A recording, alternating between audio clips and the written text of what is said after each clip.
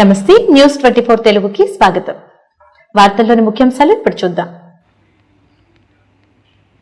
జగిత్యాల కాంగ్రెస్ లో మళ్లీ రచ్చ రాజుకుంది. మున్సిపల్ ఎన్నికల వేళ కాంగ్రెస్ పార్టీ అంతర్గత విభేదాలు మరోసారి బయటపడ్డాయి.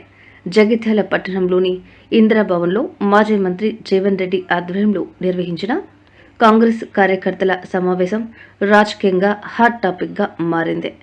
ఈ సమావేశంలో మాట్లాడిన మాజీ మంత్రి జీవన్ రెడ్డి రాబోయే మున్సిపల్ ఎన్నికల్లో 50 స్థానాల్లో కాంగ్రెస్ జెండా ఎగరవేస్తామని ప్రకటించారు. ఎవరైనా అడ్డు వస్తే ఊరుకునేది లేదంటూ తీవ్ర హెచ్చరికలు జారీ చేశారు.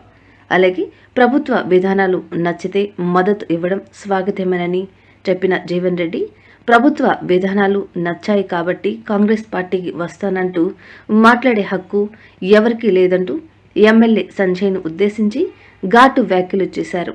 పార్టీలో కొత్తగా చేరిన వ్యక్తులు జోక్యం చేసుకుంటే సహించేది లేదని స్పష్టం చేసిన ఆయన కష్టకాలంలో పార్టీని మోసిన కార్యకర్తలకి ప్రాధాన్యం ఉంటుందని వెల్లడించారు.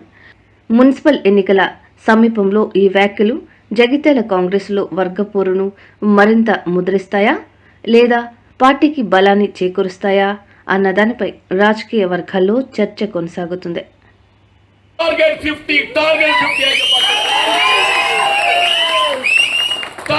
50 50 స్థానాల్లో జెండా ఎగరవేస్తాం.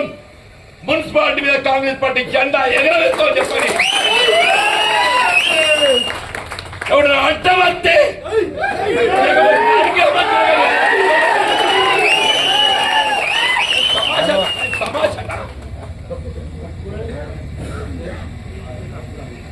మీ ప్రభుత్వ విధానాలు నచ్చితే మద్దతు చేయి, వెల్కమ్. ప్రభుత్వ విధానం నచ్చితే మద్దతు చేయి, వెల్కమ్. కానీ ఏదైతున్నదో ప్రభుత్వ విధానం నచ్చినాయి కాబట్టి నేను కాంగ్రెస్ పార్టీలో చూస్తాను. ఎవడిరా అని చెప్పండి. నేను